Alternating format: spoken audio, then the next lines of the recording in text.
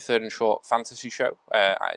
I'm Bones. This is Mark. I still never get that direction right. And this week we're going to talk about sort of training camp, some players that Mark's picked out that he kind of likes this season based on what we're hearing out of camps, and just touch on what's happened. I mean, we've had the Hall of Fame game, so there's something to talk about in terms of an actual game being played.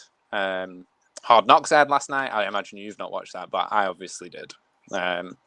Resident Detroit fan. I was all over Hard Knocks. It was great. So yeah, and I'll hand over to you, Mark. You watched the Hall of Fame game. You sort of. I watched the 40 and 40, like the 40 version of it. I'm not really chilling out with preseason. I watched enough to see that the Raiders are going to live in courthouse coverage this year. You know what I mean? Which John Abram had better fucking get good at coverage, or he's not going to have a place on this defense. There's very little dropping safeties into the box, and if they do, it's basically the fake a blitz and then they're dropping back out. I watched a lot of I focused a lot on our defense as opposed to our offense, just to see what we would be playing.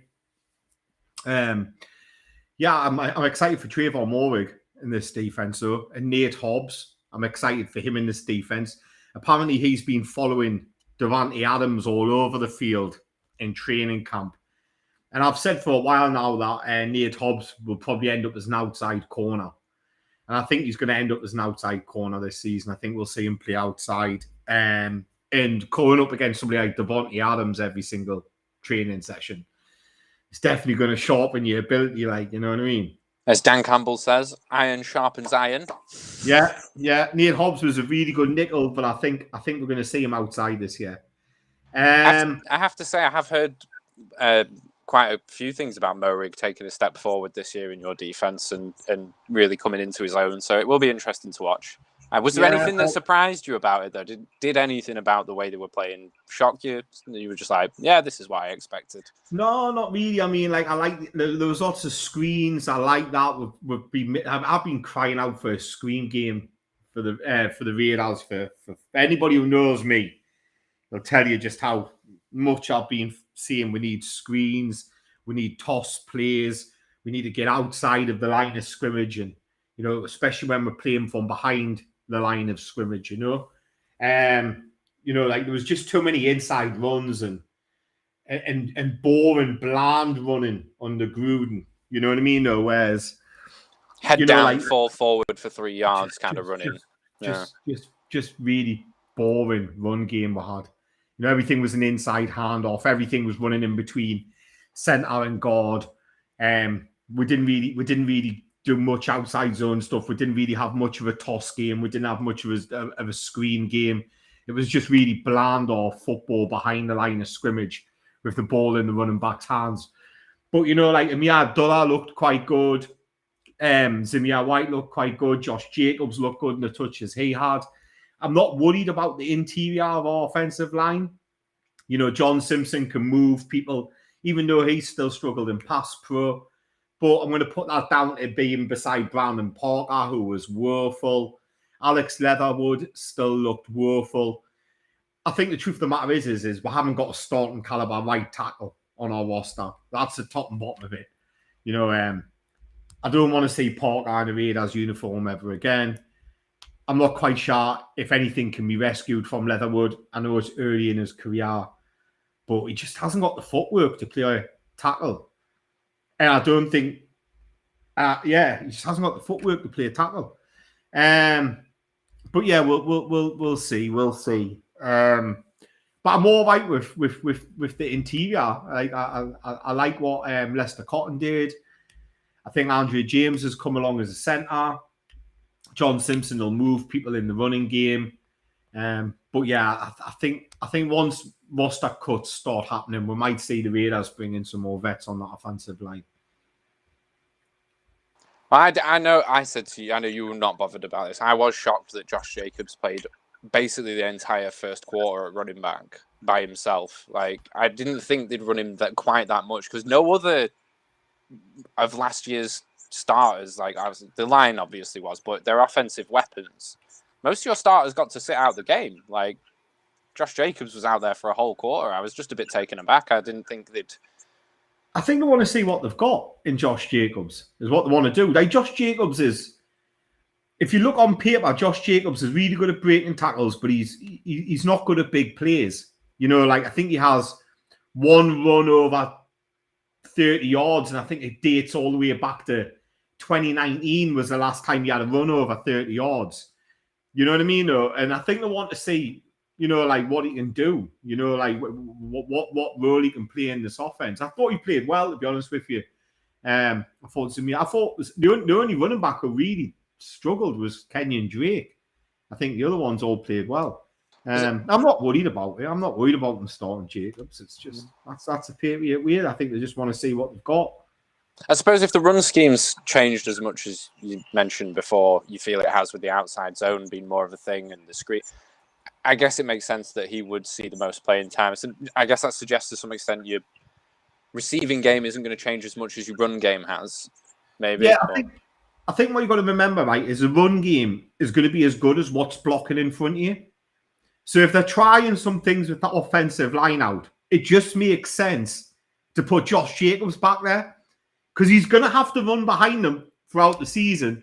So he's almost part of that offensive line in what, you know, like, think of it as all one position. Your running back's only as good as the guys who are blocking in front of them. You know, if they're still figuring out who's starting there, they're still figuring out what Josh Jacobs can do, which means they're going to be putting both units on the field, you know. Tell you who did surprise me. I thought played really well in your first preseason game was Amir Abdullah. He was good. He was good. He's useful in that screen game. In the minute, I think he's probably beating out Kenyon Drake. You know, when you think about it, right? We've got a fullback, so that's going to account for one position. Then you've got Jacobs. You think he's going to account for one. Zamir White was a 4th-round draft pick. He's going to account for one. Then you've got Brandon Bolden, who Josh McDaniels loves. So he's going to account for one. You know, so then you've got Amir Abdullah and Kenyon Drake who are on the bubble at this moment in time. You expect Amir is going to be looking like he's going to win the job. That's fair enough. I mean, like, they're both. I don't know. I mean, you kind of go off one game. You know what I mean?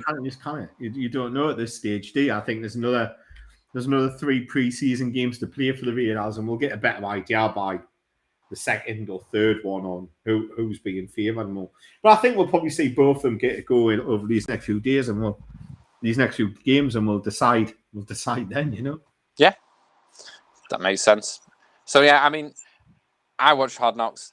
There's not much, I guess, to talk about back and forth. Did you see the Aiden Hutchinson singing Billie Jean clip from it? No, I haven't watched it yet. I've seen the Jamal Williams.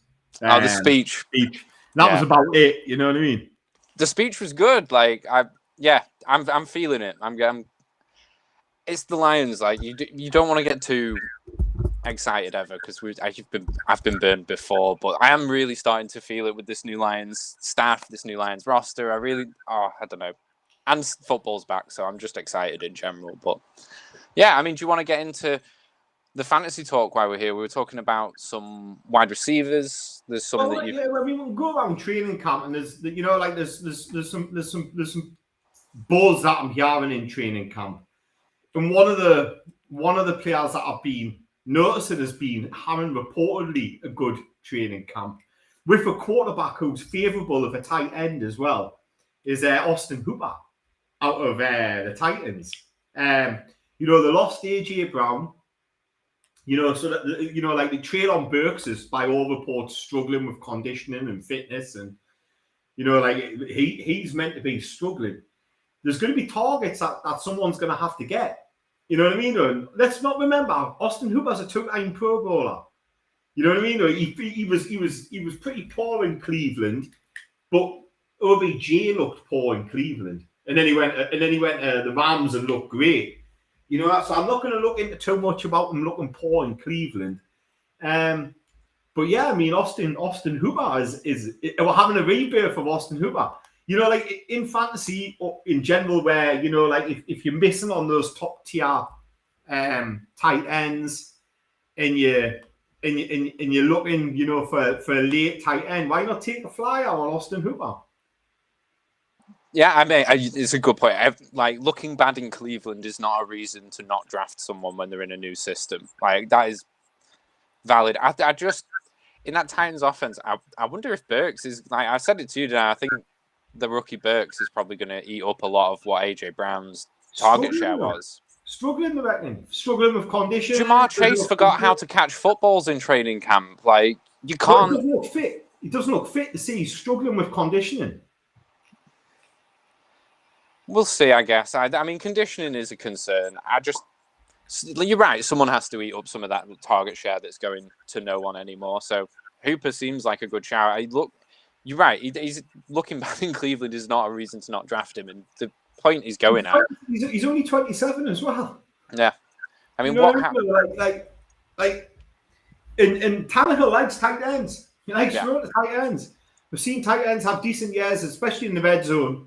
You know, like for Tennessee before. And why not Austin Hooper? He's got 2 Pro Bowls. Just trying to quickly find where he's ranked. Titan 24, yeah. Like, you'll get him miles down. Like, he's after Mo Ali Cox, Evan Engram. Drafted. Yeah, like you could legitimately wait and not pick up a tight end. Just get him as an undrafted free agent. No one's taken that many tight ends that you won't get him. You got to put Austin Hooper at the back end of your roster, and that's what we're talking about. You know, like players are at the back end of your roster. Another one who's now solidified as a number 2 running back in Arizona, behind a running back who's often injured, is Eno Benjamin. And again, they've been the training camp buzz, and I mentioned him last week, is that he's now the number 2 back. Cliff Kingsbury's speaking highly of him. They like him in the passing game. They like him in the running game. Chase Edmonds isn't there anymore. They might want to keep James Conner as a red zone runner, you know, like and have somebody do the work between the 20s, you know what I mean? And Benjamin is another who is catching some buzz in training camp, you know. Chris Olave is catching some buzz in training camp. You know, the Saints are talking about how he looks good. Michael Thomas is catching some buzz in training camp. And saying that he looks back to Michael Thomas. He's snagging balls all over the place. You know what I mean? So maybe the Saints won't be as bad as what we thought they would be. Do you think Thomas can stay healthy?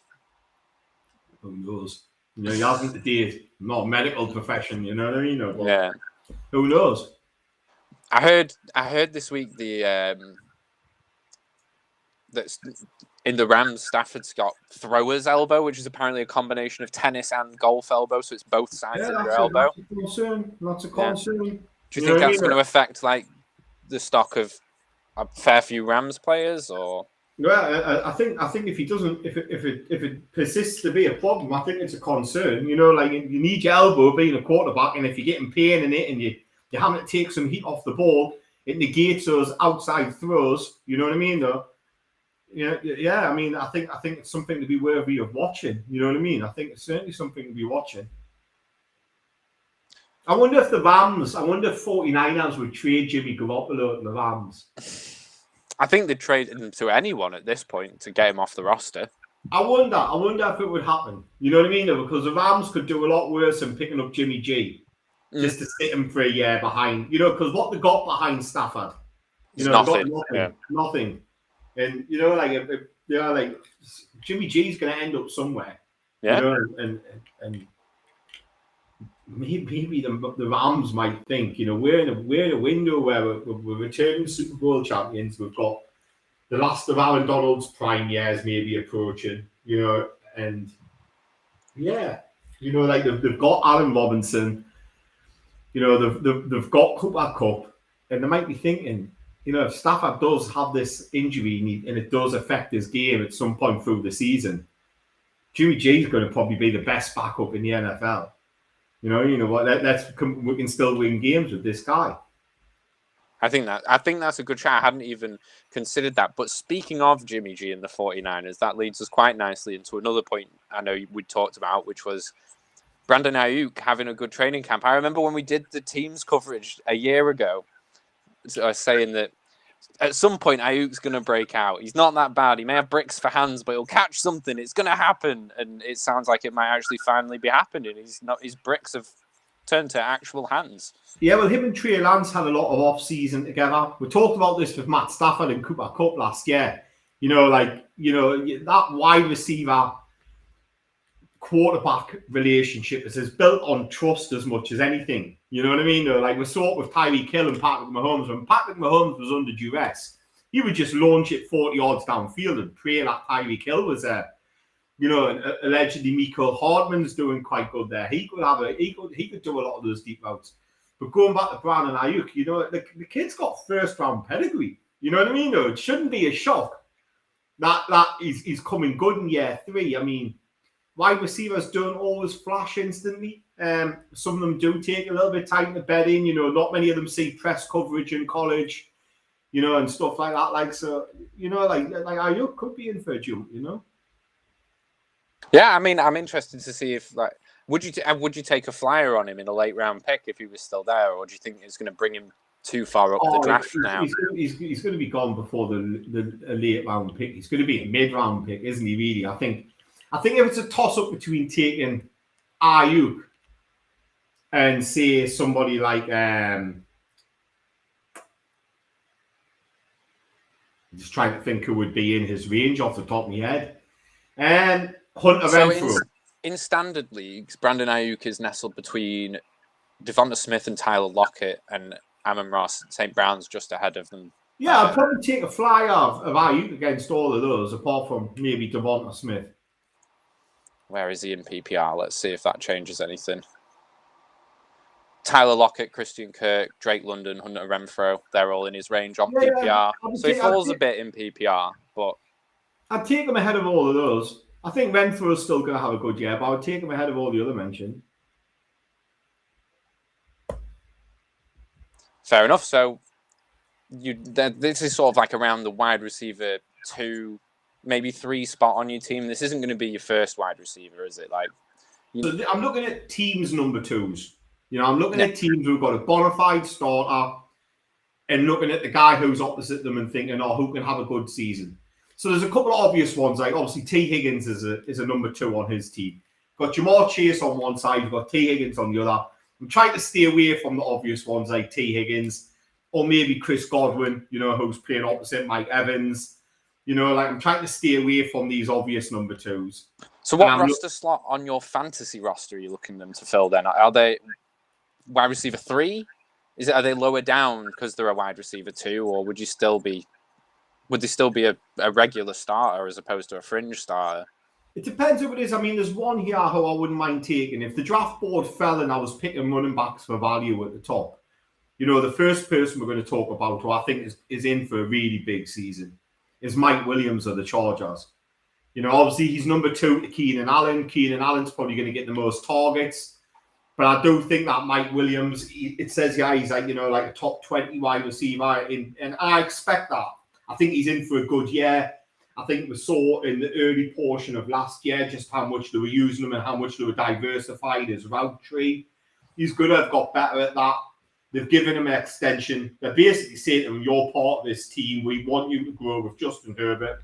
Keenan Allen now is 31.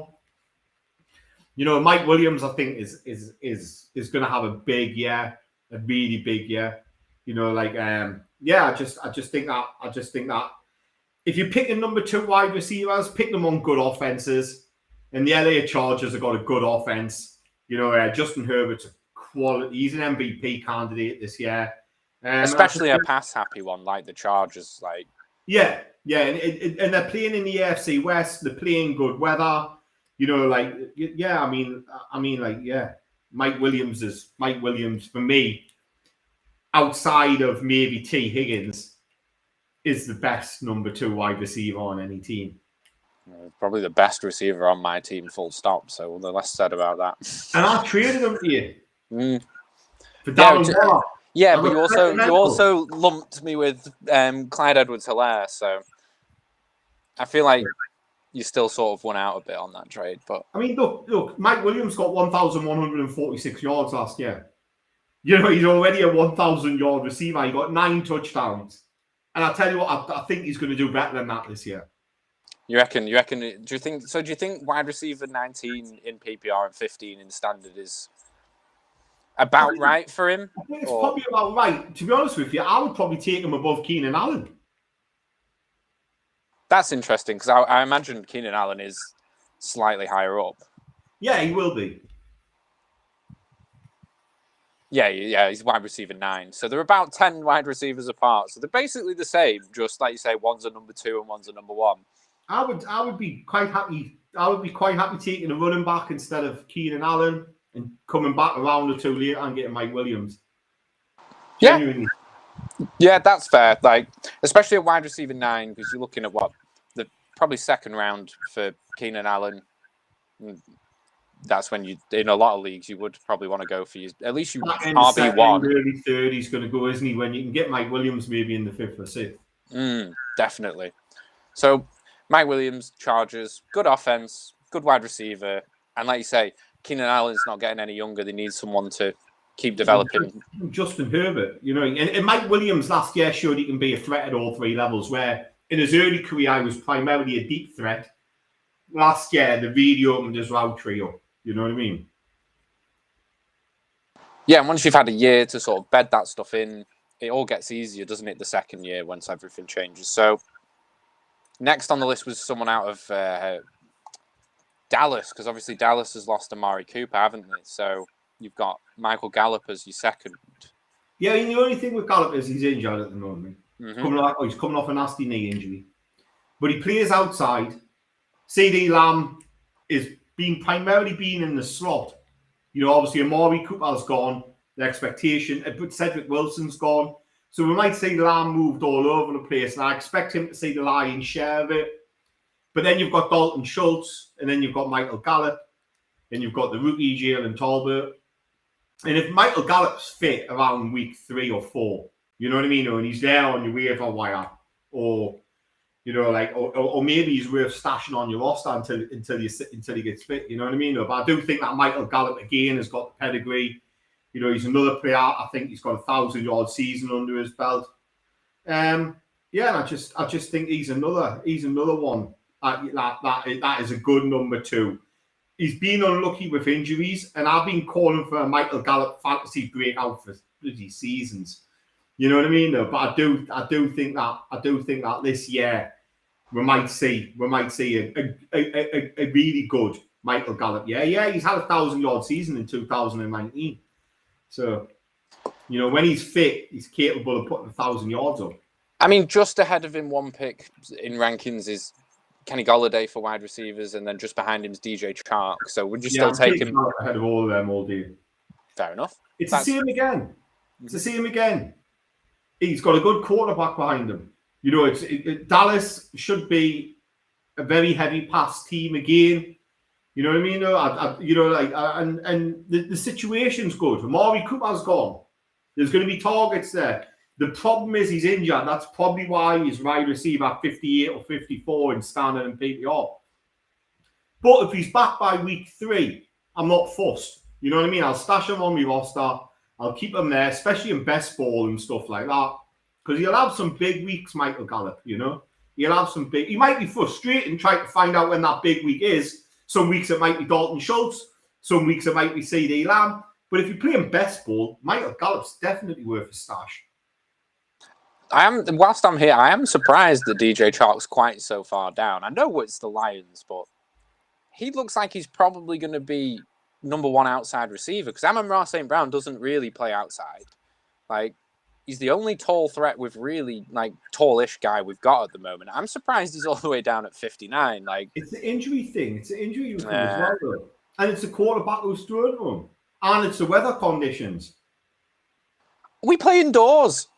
Yeah, you play indoors. Where do Green Bay play?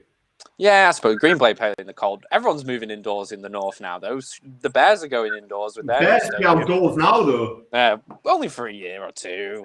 No, I know what you mean. I do. The Goff throwing to him is always a worry, but I was taken aback that he's quite so far down. I'd take a flyer on him, but maybe that's because I support the team and I'm like... I'll be taking the player who's playing in the better weather and also playing with the better quarterback in a Mike McCarthy offense, which is going to be very pass heavy. That's fair enough. Fair enough. Wow, just behind, who's moved up 60 to 62? Julio Jones as well is higher up than I thought he'd be. Just because he's caught a few catches. There's been like 3 videos of him catching balls. It's like, right, well, he's wide receiver 62 in the league now. Not finished a season, Not finished a season in how many years? Like, yeah, I don't know how. I think he'll be a factor. I don't, like he's going to be, but I do think that if I was looking at a number 2 there, if I wasn't looking, and I've got concerns about Godwin that I talked about last week. Mike Evans is there. I still think Russell Gage is going to get more yards than Julio Jones by the end of the season, and Julio's never been a great touchdown scorer. Never been a really big touchdown scorer.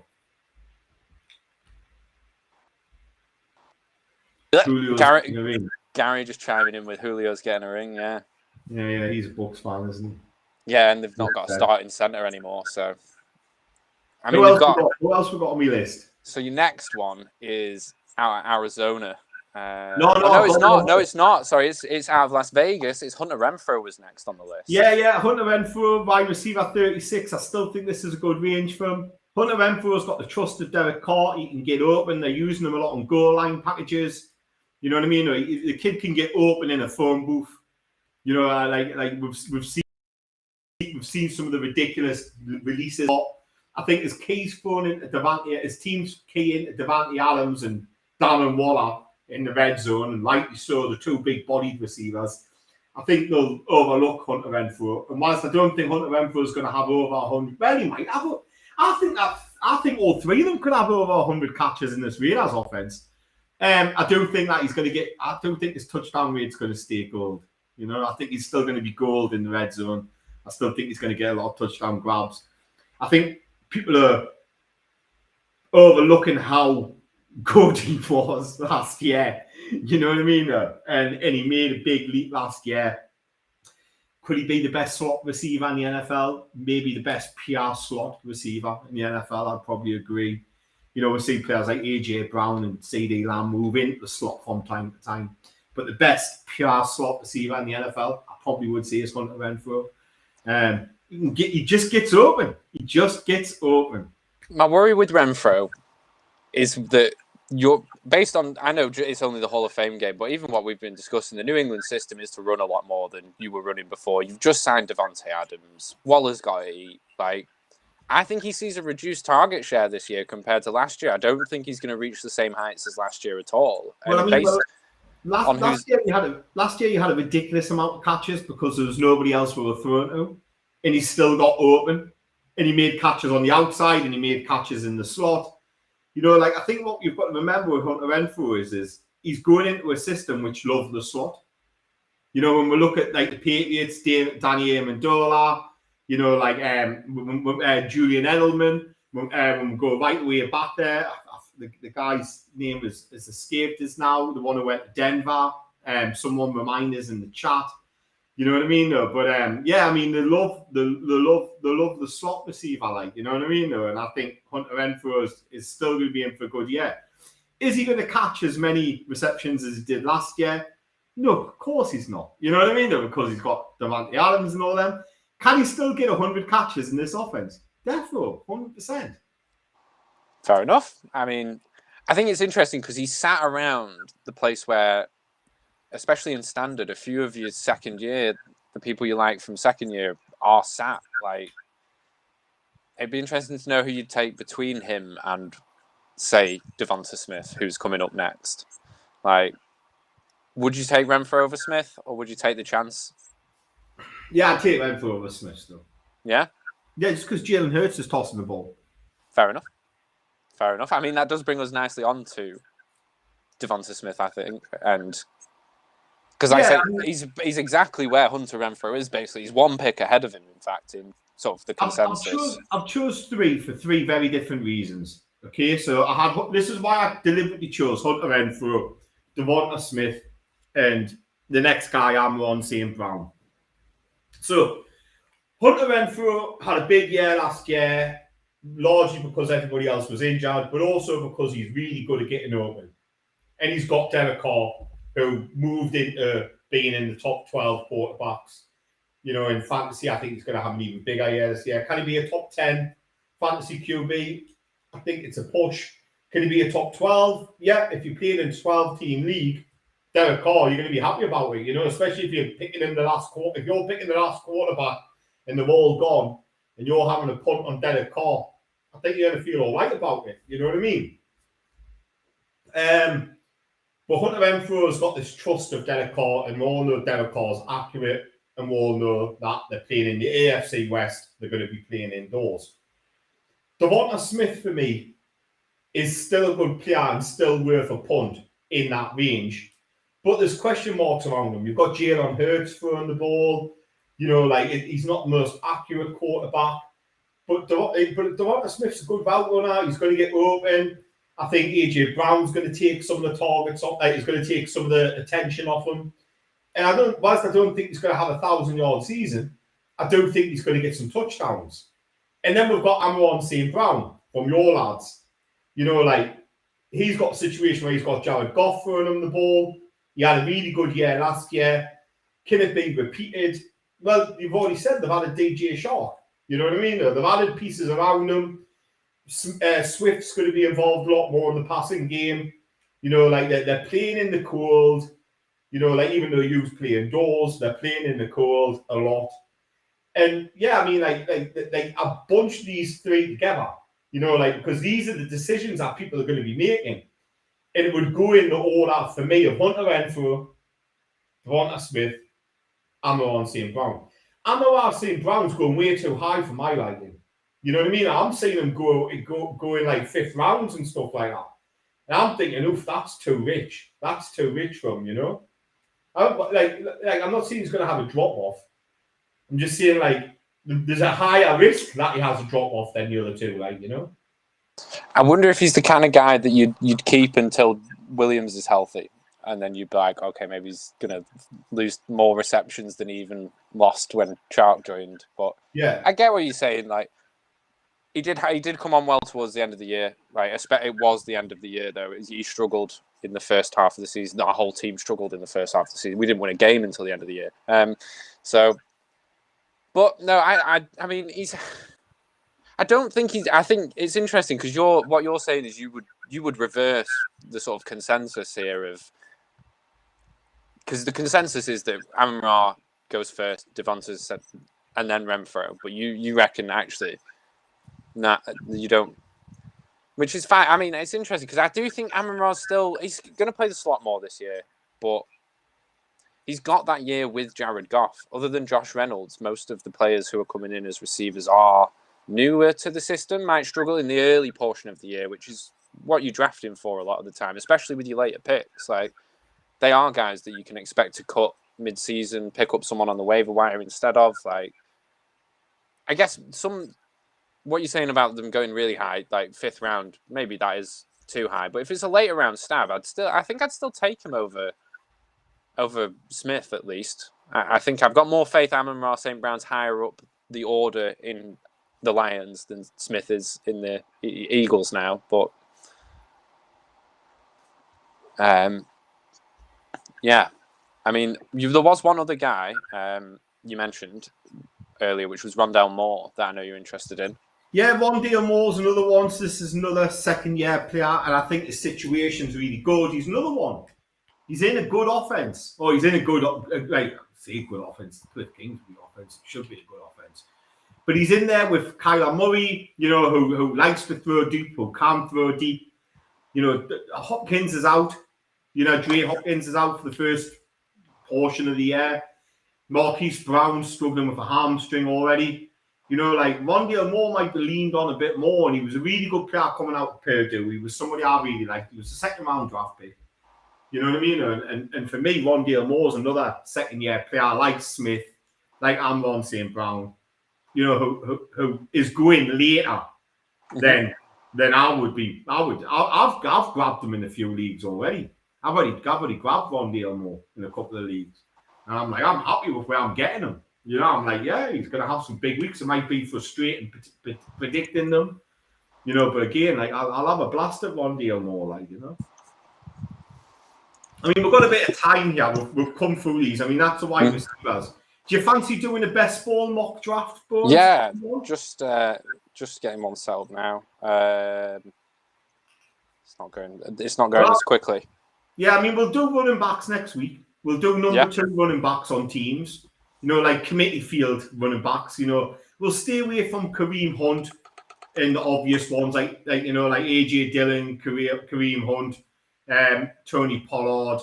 But we'll discuss a few of the other ones. Maybe we'll talk a little bit more about Benjamin. Maybe we'll chat a little bit more about number 2 running backs next week. Yeah, it might be worth a little punt. Maybe you'll see us draft a few when we get this best ball fired up. Yeah. I've just chucked you an invite now on Sleeper, so you should have that. Yeah. I'll get it up and we'll have a little stab at it. We'll have a little stab at best ball. If me Sleeper app, yeah, it's working there. So I'm just waiting for your invite. All right, you've sent us it. I can join now. So I'll go to the draft and we'll do a little best ball. So best ball basically is you pick your team. There's no defense. There's no kicker. You basically, the team you pick is your team for the year. The computer automatically selects who has the biggest games each week and they make your lineup. So this best ball one is a quarterback flex one. So which means you can have a quarterback in your flex spot. What slot are you drafting at, Bones? I'm happy to draft wherever. Where do you pick first? And I'll just go wherever. Well, I'll tell you what then. You draft at the front and I'll draft at the back. I'll draft 9. You draft number 2. Easy. There we go. And then won't let me claim for some reason. Go to the draft. I'll go back in.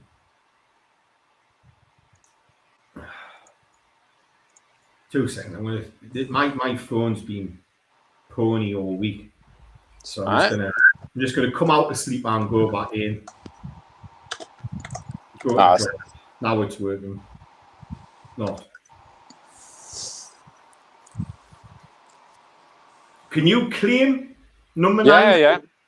Yeah, you put me in at number 9 because this doesn't look like it's wanting to play for us. I'll try restarting my phone.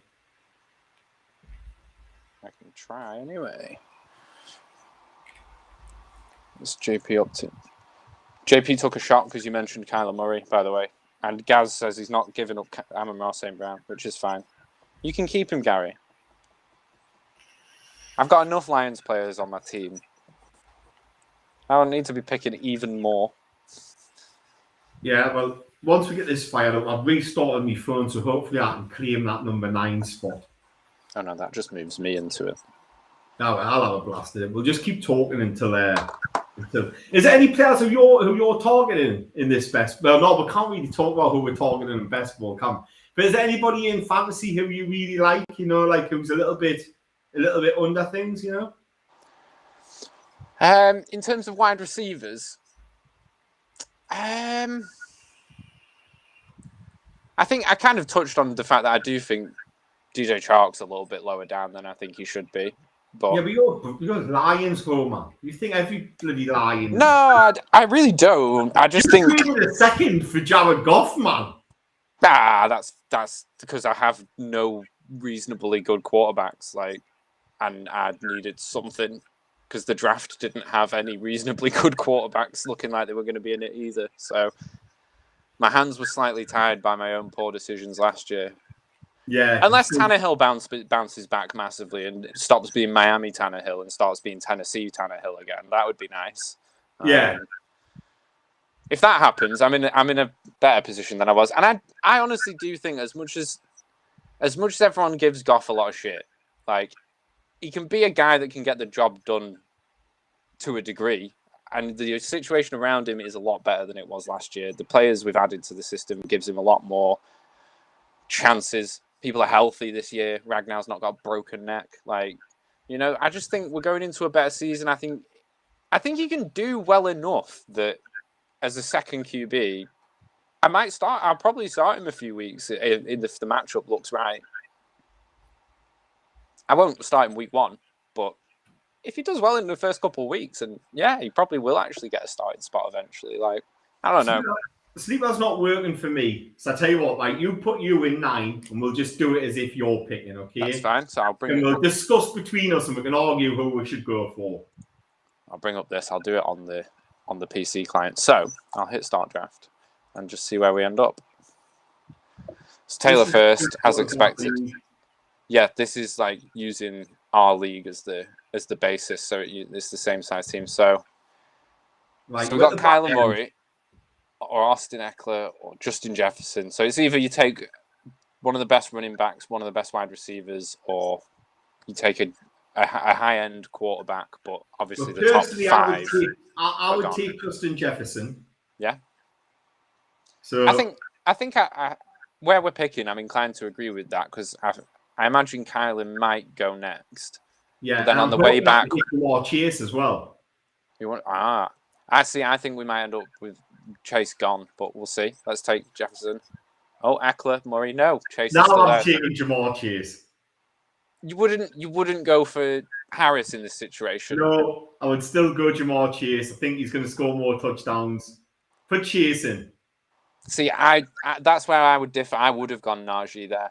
No, I'm going Chase. These two are going to have big games week in, week out. I'm willing to wait. But we're picking so late, like the pick of the top running backs is gone now. Like that's it. You're not getting it. You know what my feeling is? I know. Right then, so who's the next? So we've got Nick Chubb, we've got Alvin Kamara, we've got Javonte Williams. Right, so I'm willing to wait on a running back still. And I'm willing to take let's have a little look. I'm willing to still wait on a running back.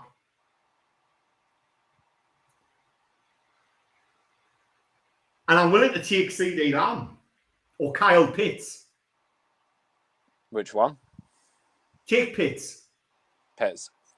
Fair enough. I mean, tight end 3 is where he's pegged to go. And then on the way back, you've still got...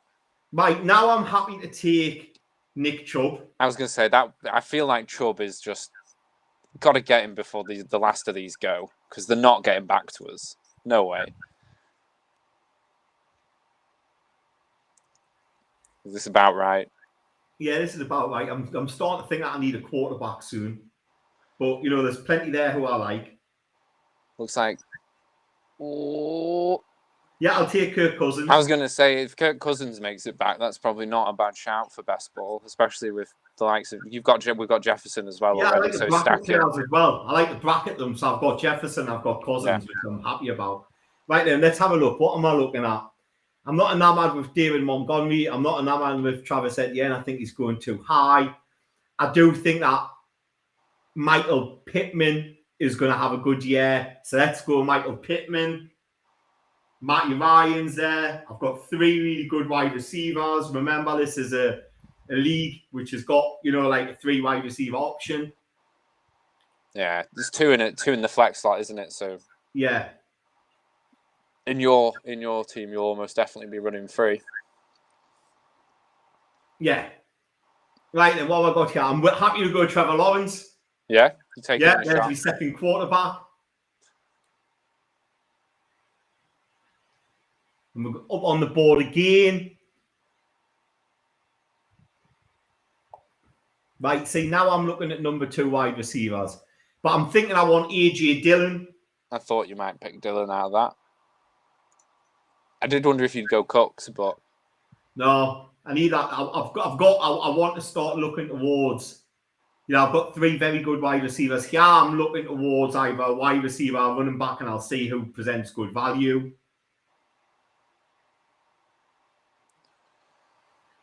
Right then. Now I'm taking Hunter Renfrow if he's there. Hunter Renfrow is there. Yeah, take him. It's going to come back round. I'm going to take Kareem Hunt.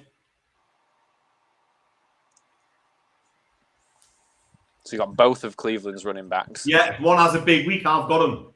I suppose in best ball, you don't have to deliberate who to start, do you? You can just have both. I only need one of them to have a big week, and it doesn't matter which one it is. You know, I've got the 2 of them. That is the beauty of best ball. Like, I wouldn't want both of them in a league where I have to pick every week. So I'd be like, who the fuck do I start? Like, But I need to start worrying about me bye weekend stage. You know what I mean, though? So I'm thinking, let's have a little look at this team. So, yeah, have a little scroll down on the players and let's see who's in this range. I'm quite happy to go Chris Olave. Yeah, you take a shot on Olave.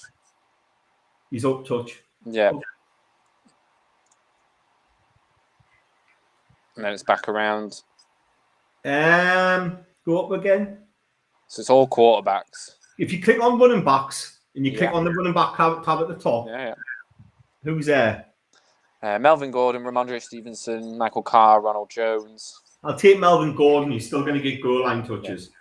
I agree. I'm probably keeping him in our dynasty one just because he will score some goal line touches. They're going to give him the ball at the line. Yeah. It's someone I was going to say I think it's worth bringing up, like, when we do talk about number 2 running backs. I think Gordon's a good shout. Like, there's a few others that I do think are still good shouts. Click on all players first, please. Yeah. So, after the quarterbacks, it's Cole Kmet. So, it's a couple of tight ends now. Hunter Henry's there. I'll take Tyler Boyd. Tyler Boyd, yeah. Back around to us. I'll take Noah Fant. No fan.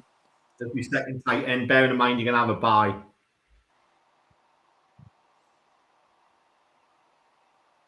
So I really like Hunter Henry's situation just because of the scheme they like to run, but someone has to catch the ball in Seattle. Right, go to wide receivers again. Yeah. I will take Mecole Hardman. Yeah. And Could have run some of them deep outs. I'm going to keep going on wide receivers, Bones, so you can just keep it there.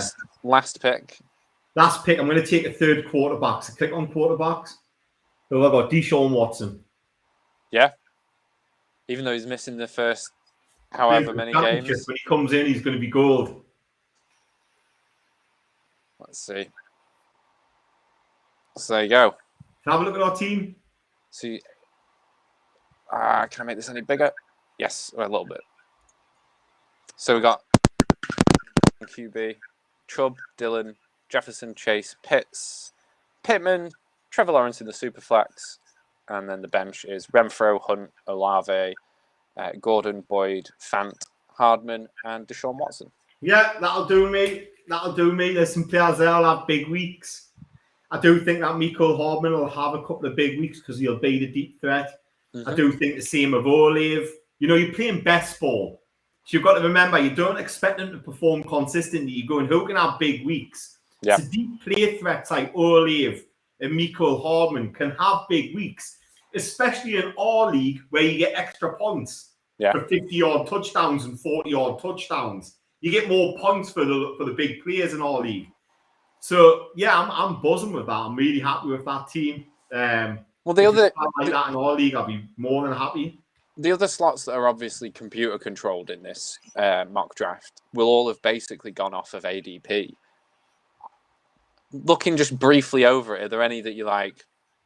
That's a bit weird. That like minimize it. I bring the players down so I can have a look at the entire draft round by round. So in the first round, nothing's really shocked, is there? You know what I mean? Though, like nothing. That's, I mean, maybe Lamar Jackson going above Patrick Mahomes. Do you not think the fact that almost everything in the Kansas City offense is changing other than Mecole Hardman is a bit of a reason why people might be fading? Do you think he's worth fading behind Jackson just because of that, or would you still take him ahead of Jackson? I'd still take Mahomes ahead of Jackson. In the second round, I think Matthew Stafford has went a touch high. You know what I mean? He's like, especially with this injury that he's got. In the third round, I'm looking across, and I'm worried about Deebo Samuel's production in this season. You know, in the fourth round, I'm looking across, and I'm thinking Saquon Barkley is a risk. But in the fourth round, he's worth taking a punt. Amon. Oh, no. That's a Philadelphia Brown. I was going to say Amon St. Brown went in the fourth round, but it's not. That's a Philadelphia Brown. Keenan Allen in the fifth round. Where did Mike Williams go? So there you go. You've got Keenan Allen at the start of the 5th round. You've got Mike Williams in the middle of the 7th. Yeah. Yeah, they're not that far apart, really, but I know, I guess they are in a snake draft. That's actually pretty far apart. You get Mike Williams for decent value. I think Breece Hall's really low. You know, like I think he's going to see a lot of downs, both catching and running. I think he can have a really good year. Do you think he'll be a bit slower at the start of the year? In that he might be one to watch for the waiver wire on, like, say, week 4, 5, and try and snag him just before, because running back, they don't always start. No one starts out amazing. I think they're going to start him quick. I think they're going to start him quick. They took him at the start of the 2nd round. They would have took him in the 1st round, I think the reports were, you know. So he's going to go. Look how low Chris Godwin is these days. And behind, and then you've got Amar St. Brown between Mooney, Cooks, St. Brown, and Godwin. That's what I mean by that's rich for St. Brown. You reckon? I think that's wide receiver 2 range. I think he probably will. He went a whole round ahead of Michael Thomas. Michael Thomas is an injury risk, though, man. Yeah, so is Godwin. I suppose, yeah. Yeah. I just ahead of Bateman. I think Thomas's shares dropping anyway with Olave. The news on Olave out of camp is that he's looking really good, isn't it? So, you could have got Dylan in that round and then still got Hunter Renfrow the round after, like we did. Well, I mean, they couldn't because we'd picked Dylan. Well, Amon-Ra was after Dylan. Did it stay that way, did it? Yeah. Dylan was before St. Brown and Renfrow was after. But that is about the ADP, isn't it? Is that we were seeing before St. Brown tends to seem to be going before Renfrow. I think Adam Thielens went low. I think Cordell Patterson going above Chase Edmonds is absolutely mental. I guess it's that people will be drafting him based on last year because these are just ADP, so it includes all sorts of people who are drafting, and some of them are going to be a bit weird. I agree, though. I think Cordarrelle's not going to do as much as he did last year. I like Cole Kmet this year. I think he could have a good year. Look, Austin Hooper hasn't went. Yeah. No Austin Hooper. Tyler Higbee's gone, but there's no Austin Hooper. You're telling me that Austin Hooper's not worth a punt above Tyler Higbee? Or David Njoku? Mate, I 100% would give Hooper a chance over Higbee. I don't want to draft Higbee ever again. I mean, I've not drafted him in our other one, but I wouldn't ever draft Higbee ever again. I don't think there's anything there. But no, I see what you mean about Hooper, though. He's not gone at all. You could very easily just grab him on the waiver wire at some point. Ingram's went right at the end. You know, like we know Kamara's going to probably miss some games to suspension. You know what I mean? And Ingram's went very last round. Gus Edwards has went last round. I mean, he might get fit midway through the season. Davis Price has went last round. You know, we know that 49ers will basically run one running back into the ground and then go on to the next one. He might be number 2 on the depth chart. Kenneth Gainwell was a very, very last pick. Gus Edwards going at the end as well. Yeah. I'm pleased with our team. I'm really pleased with our team. Look at that. We're waiting on a quarterback and we still ended up with Kirk Cousins, Trevor Lawrence, and Deshaun Watson. Getting Deshaun Watson with our last pick, you know, like if he's playing, which he will be, because suspension's only 6 games, in the last few weeks when it's championship season, you basically got a top 6 or 7 fantasy quarterback with the very last pick. Yeah, I mean, I wonder if the news recently that the NFL were appealing the case was anything to do with why he's as far down as he is at the moment. Still worth a swing, in it. Yeah, well, I just meant supposedly it's not over yet, which is wild. But yeah, I mean, we're the only ones that we went 3 quarterbacks as well. The others apparently didn't want a spare quarterback. You're going to have buys. You're going to have bye weeks, and it's a quarterback flex. So you're always starting 2, yeah. You know, like, so you're always going to be starting 2, and quarterbacks are the biggest point scorers. You know what I mean, though, so. Yeah, no. Yeah. I might have got... Chubb is still a good running back. I would miss, like, having one of the top running backs. I wouldn't have minded going Harris over Chase. Because I think we still got perfectly good wide receivers. The thing is with best ball, though, when you're taking a running back early, you're expecting them to play all 17 games. Najee's healthy enough. He's young. He's not got the tread. Running behind a poor offensive line in an offense which is going to be playing behind a lot. It's Pittsburgh. Yeah, true. Steelers are not looking like they're going to have a nice year. I would prefer 2 young wide receivers who are on the open pass first offenses. Yeah, I suppose. I don't know. I feel like I would have liked to have one of the running backs, but the way the board fell, you wouldn't want to reach on some of the other ones. In best ball, Hunt can have some big weeks. Gordon can have some big weeks. Dillon can have some big weeks, even more so if the guys in front of them get injured. You know? Just don't know that they have weeks as big as those top 5 at the position do, is the thing. Like, the top 5 at the position is a bit... They do outperform almost all the other ones.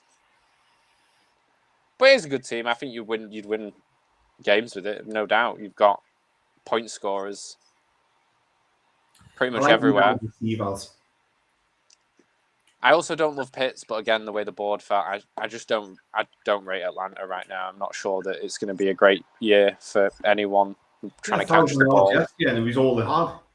Teams could double coverage him, and you were still getting the ball. And you know, they might start Desmond Ridder at some point. And I'm all right with Marcus Mariota starting there. I think there's worse quarterbacks in the league. Daniel Jones, Jared Goff. I mean, the history of that, we're not getting into it. Mariota is not a good quarterback, and I think we're going to be proving again that he's not a good quarterback. Mariota is a good quarterback. He's just not a fit quarterback. I mean, he's never held on to a starting job yet. I don't think he's about to now. He gets injured. Runs too much. Yeah, so does Jalen Hurts, and you want him in your fantasy team. Yeah, because he's productive running. He just runs around. No, Mariota's a good quarterback. He's just never fit. Problem is, he just doesn't stay fit. He's a good quarterback. When he came in for the Raiders, that game against the Chargers, he looked brilliant. But the games he played for Tennessee Titans in his rookie year, he looked a good quarterback. He just can't stay fit. I just don't rate Mariota. I wouldn't want him on my fantasy team. I wouldn't, but I would have a punt of Mariota on best ball. Nah, I don't think it's gonna be a good year for Atlanta at all. I would have gone on my best ball if I was waiting on me second quarterback right at the end, or I was, you know, if Deshaun Watson had gone, I'd have took Mariota there last pick. He's going to get in the paint. He's going to run a few touchdowns in. He might not throw 300-yard games, but his stats are going to be like 150 through 200, touchdown, interception. You don't lose points. You know what I mean? You don't lose points in fantasy. No, I suppose, and he will get some goal line option runs, score some extra points that way. They're worth decent points on a quarterback, aren't they? Yeah. I'm happy with that. Well, we've been on an hour. Should we wrap it up? Do you want to say to what the people, tell them where to find us? Yeah. So, sorry, I got a bit distracted. I was just staring at the draft. It was good. So obviously, follow us at all the usual places. Third and Short Pod. Ask any questions. Leave comments on the video that's going to be up once this is finished. Or follow Mark at Stick a Pin in It. I don't have an outfit. I need to get one of those. I don't have it ready. And me at Dr. Bones. Otherwise, yeah, have a lovely week. Come back next week. We'll talk running backs next week, around sort of teams number 2 running backs. Have a good week. Like, follow, subscribe, all the usual YouTube jazz.